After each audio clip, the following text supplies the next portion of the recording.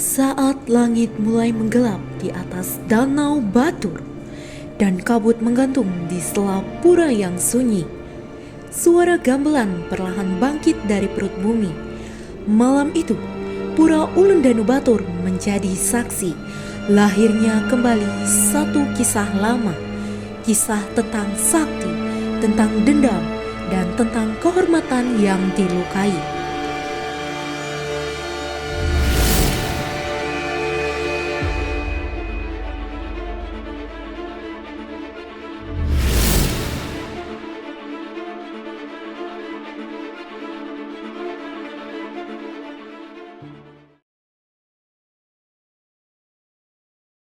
Oke, jadi guys, kali ini tim Fikara Rupa akan menuju ke Pura Ulun Danu di Batur Kintamani. Sekarang itu jam 19.17 dan kita akan melakukan perjalanan kurang lebih 1,5 jam menuju ke sana. Jadi asal tidak hujan dan proses tag video untuk budaya kali ini akan berjalan dengan lancar. Jadi kita bersama dengan 4 orang. Hai. Sendiri. Hai, aku Yeni. Terus ada siapa nih? Mereka lagi sibuk guys. Hai, watashi wa Yupi desu. Wibu. Nih siapa nih? Hey. Look at this. I found this. Jadi ini pertama kalinya aku nonton Calon Arang, guys. Semoga aku Yeni juga. Jadi dia juga first time. Itu semua kerawahan. Semoga kita tidak kerawahan. Ya benar. Kita bawain. Aku bawa ini. Nah, bos Adu, mereka kerawahan nggak nanti? Aku tahu. Udah sudah masuk.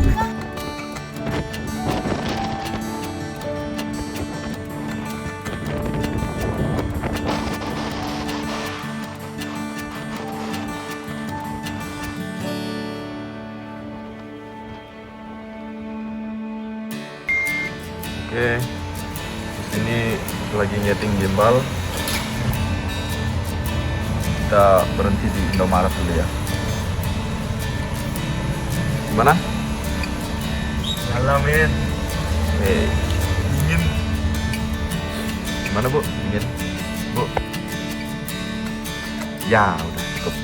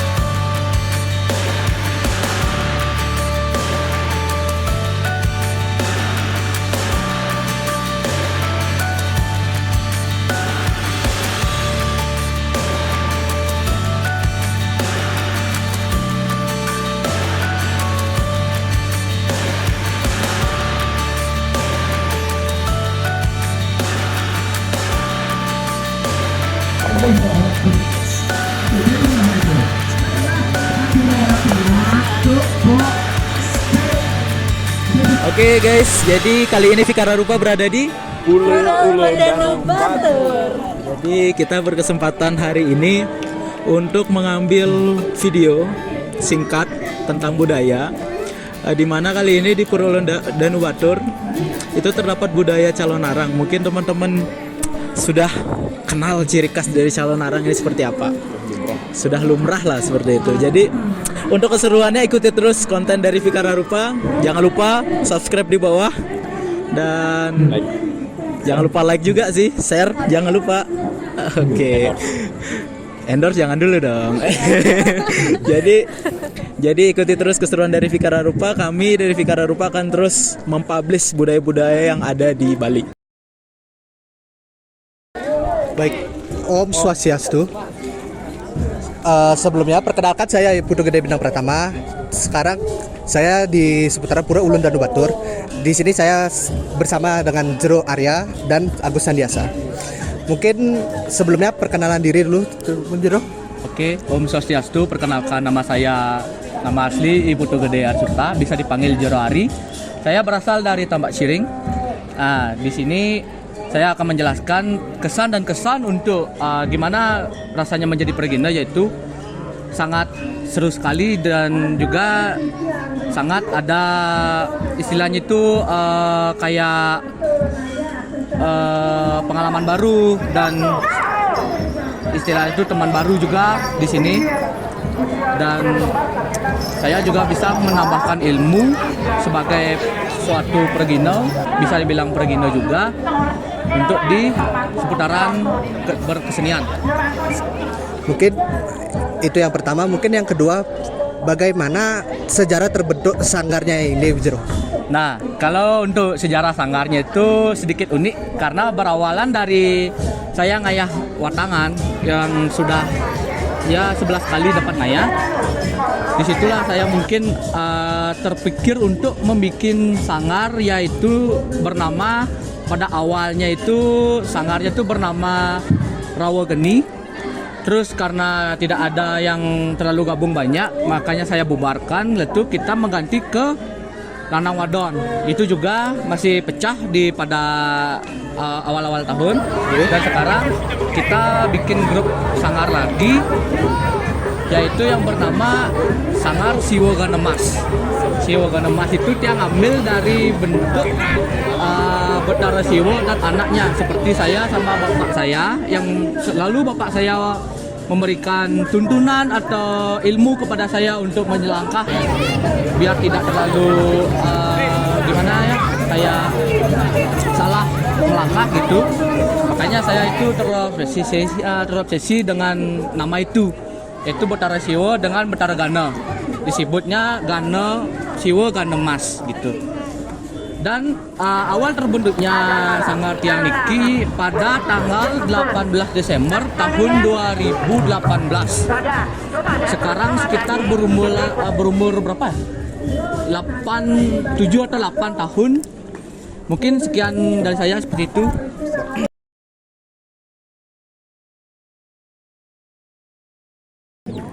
Om Swastiastu, ya.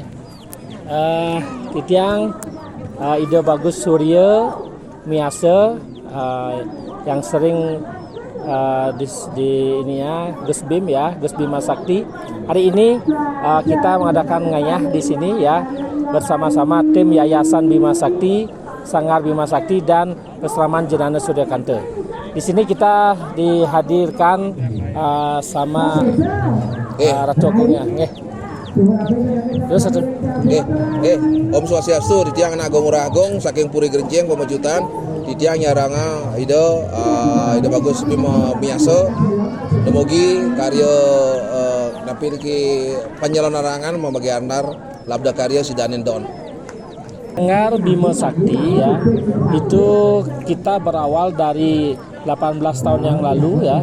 Itu mulai dari anak-anak itu ya.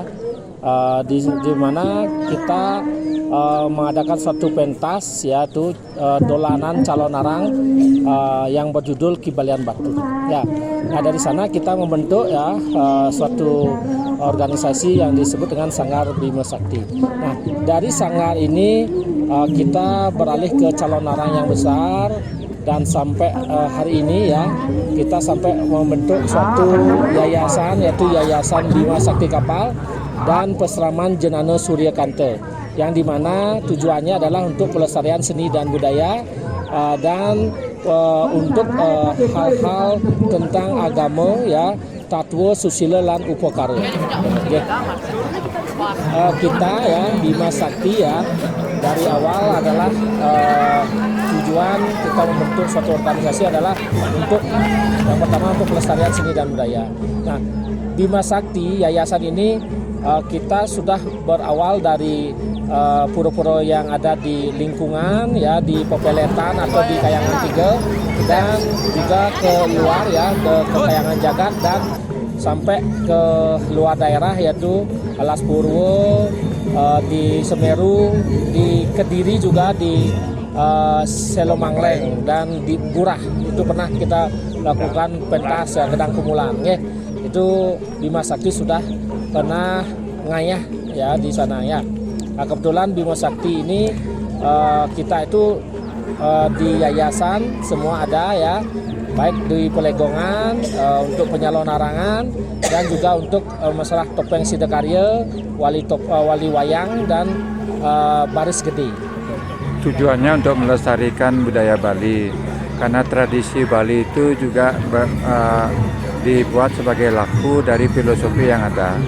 Dari semua ajah-ajahan yang dipelajari oleh leluhur kita, itu semua sudah ditransformasi yang dari bentuk tulisan lontar itu ke dalam laku dan budaya.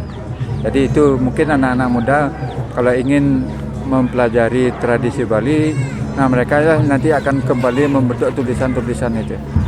Jadi dari tulisan ke tradisi dan budaya, dari tradisi dan budaya dipelajari secara rasional kembali ke bentuk tulisan. Nah itu mungkin yang pesan yang ingin kita sampaikan dalam hal ini. Terima kasih. Yang kebetulan seorang instruktur mengajar yoga. Di sini kita memang sedang mempraktekkan yoga yang sebenarnya. Jadi antara asanas, pranayama dan meditasi itu kita satukan menjadi di tradisi adat Bali kita. Jadi kita akan selaraskan untuk perkembangan kebudayaan dan seni budaya Bali berikutnya. Untuk pesan dan kesan karena Ditiyang sebagai pengayah iri-iring pasraman Bima Sakti sane magenah punika ring jagat kapal Banyar Pasang Tamiang niki Ditiyang pesan-pesannya sangat bagus sekali dari Surya Ditiyang juga bagus Miyaso sudah bisa mengajak anak-anak untuk mengembangkan seni tari khususnya dan juga secara luas mengembangkan seni budaya leluhur kita yang sudah ada di Bali. Nah di samping itu kita bisa aturan ayah ke pura-pura sebagian besar sudah di Bali, begitu juga sebagian besar sudah ada di Pulau Jawa, khususnya di kerajaan pura yang ada di Majapahit. Kesan-kesannya sangat bagus sekali. Tiang sebagai pergino ngiring ide bagus Miyaso, Tiang Wanrah sebagai pendukung. Kalau ngayang-ngayang tetap dipanggil dari pergino siapa yang dapat ngayang. Kalau tidak ada kesibukan pasti pun ke ngayang. Kalau ada sudah perintah titah dari beliau, bagaimanapun sibuknya kalau sudah ngayah aja pasti sudah semangat gitu. Nggih menika atur Ditiyang kira langkung nuna sagong renes Lampuro. Semua. Terima kasih Ditiyang dari Puri Gerjeng Pemecutan, khususnya puri-puri yang ada di Bali. Ayo kita lestarikan adat dan budaya, khususnya seni tari. Di samping itu semoga pemerintah peduli dengan artis-artis Bali, yaitu seniman-seniman Bali biar bisa diperhatikan dengan baik, karena artis Bali atau kesenian Bali sangat-sangat betul menunjang pariwisata Bali, khususnya Bali. Kalau bisa Bali bisa go internasional untuk pengayah-pengayah atau seni-seni yang ada di Bali. Kita akan bangkit untuk Bali ke depannya. Terima kasih. Di hadapan para pemuja dan penonton, tari, topeng, dan mantra bersatu dalam satu alur sakral. Calon Arang ditampilkan bukan sekedar seni pertunjukan, tetapi sebuah ritual pemanggilan memori kolektif yang tersimpan dalam tanah, angin, dan danau itu sendiri. Ia adalah Ki Balian Batur, seorang Balian sakti dari desa Batur yang kesaktiannya bukan hanya dari ilmu, tetapi dari tapa di tempat suci ini. Dari Dewi Danu, ia memperoleh berkat, penguasaan atas yang tak terlihat, dan kemampuan menyembuhkan atau menghancurkan. Hidupnya tenang sampai satu dusta menghancurkan segalanya. Putrinya, Nilo Madewali, dituduh menjual lawar jelemu, lawar dari daging manusia. Satu fitnah cukup untuk menghancurkan nama baik, keluarga, bahkan seluruh keyakinan.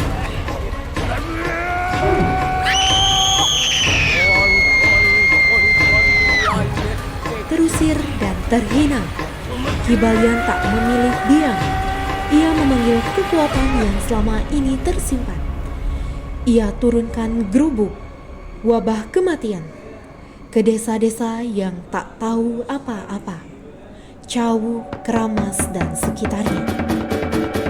Mayat bergelimpangan, rakyat ketakutan, dan raja pun bersidang. Dari istana Mengu dikirimkan Bendesa Gumiar dan 200 prajurit. Mereka datang bukan hanya membawa senjata, tetapi juga keputusan. Ki Balyan harus dihentikan. Di alas celedunginya, pertarungan tak tercelakkan. Ki Balyan gugur, bukan karena ilmunya habis, tapi karena ia memilih tak melawan sepenuhnya. Mungkin karena ia tahu dendam selalu menyisihkan kehampaan.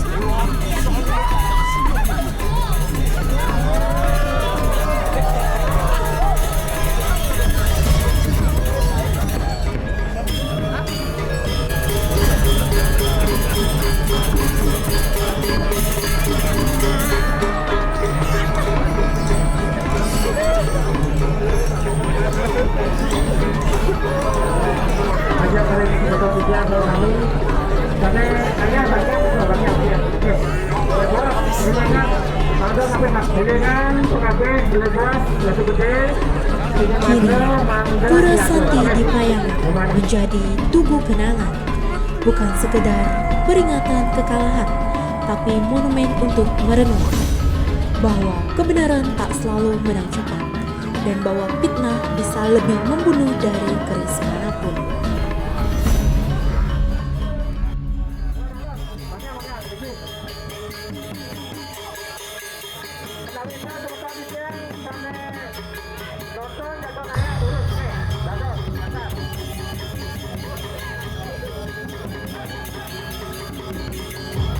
Dan malam itu, di panggung terbuka Ulun Danu, segalanya menjadi nyata kembali. Keheningan menutup kisah ini, dan langit gelap itu menjadi saksi abadi pada sebuah tragedi yang tak akan terlupakan. Tragedi Ki Balyan Batur yang dihancurkan oleh kebohongan, tapi tetap dikenang oleh mereka yang tahu kebenaran.